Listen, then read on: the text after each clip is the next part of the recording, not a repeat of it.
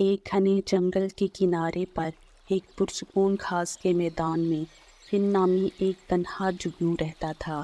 دیگر تمام جگنو گرمی کی گرم شاموں میں ایک ساتھ رقص کرتے اور چمکتے تھے۔ فن کی روشنی مدھم تھی اور وہ بہت کم جگہ چلتا تھا۔ فن گھاس کے میدان میں چمکتے ہوئے تماشے کا حصہ بننے کی خواہش رکھتا تھا، لیکن اسے ایسا لگتا تھا کہ وہ کبھی دوسروں کی طرح نہیں ہو سکتا۔ ہر شام وہ دوسرے جگنوؤں کو رات کے آسمان کو اپنی زہر انگیز چمک سے روشن کرتے ان کی ہنسی گھاس کے میدان میں گونجتی ہوئی دیکھتا تھا۔ ایک رات فن نے اولی نامی عقل مند بوڑھے الو کی رہنمائی حاصل کرنے کا فیصلہ کیا، جو اپنی حکمت اور مہربانی کے لیے جانا جاتا تھا۔ فن نے اولی پر اعتماد کرتے ہوئے کہا، کاش میں بھی دیگر جگنوؤں کی طرح چمک سکتا اولی، میں خود کو بہت اکیلا محسوس کرتا ہوں اور تنہا رہ گیا ہوں۔ اولی نے نرم لہجے میں جواب دیا، فن میرے پیارے، آپ کی اپنی ایک منفرد روشنی ہے، ایک ایسی روشنی جسے دنیا ابھی تک پوری طرح سمجھ نہیں پائی ہے۔ اپنا موازنہ دوسروں سے نہ کریں اور جو چیز آپ کو خاص بناتی ہے اسے گلے لگائیں اور اپنے انوکھے پہلو کو پسند کریں۔ ان نے اولی کی باتوں کو غور سے سنا اور اس کے مشورے پر عمل کرنے کا فیصلہ کیا۔ اگلی شام دوسرے جگنو سے دور گھاس کے میدان میں وہ اونچی اڑان بھر گیا۔ اس نے تنہائی میں پریکٹس کی اور اپنی اندرونی روشنی کو بڑھانے پر توجہ دی۔ جیسے جیسے دن گزرتے گئے فن کی روشنی بدلنے لگی۔ یہ ایک نرم ٹھنڈی نیلی چمک میں تبدیل ہو گئی، جو کہ کسی بھی دوسرے جگنو کے برعکس تھی۔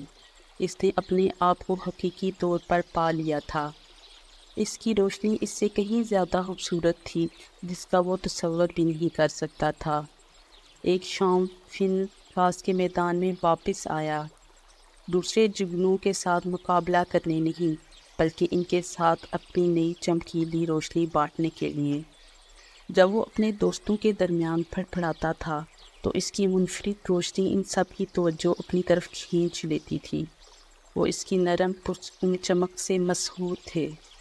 دوسرے جگنو نے جلد ہی جان لیا کہ فن کی روشنی میں خاص خوبی ہے۔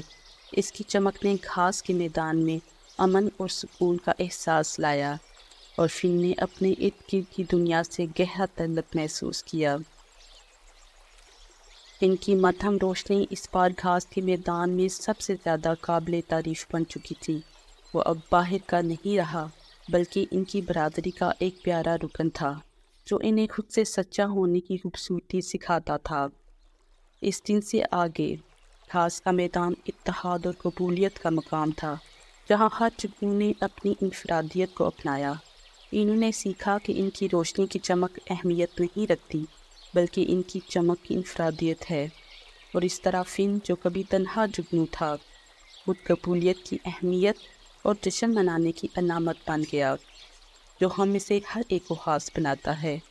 اس کی ہلکی نیلی روشنی گھاس کا میدان روشن کرتی رہی اور اسے دیکھنے والوں کے دلوں کو گرماتی رہی اور انہیں خود سے سچا ہونے کی طاقت سکھاتی رہی۔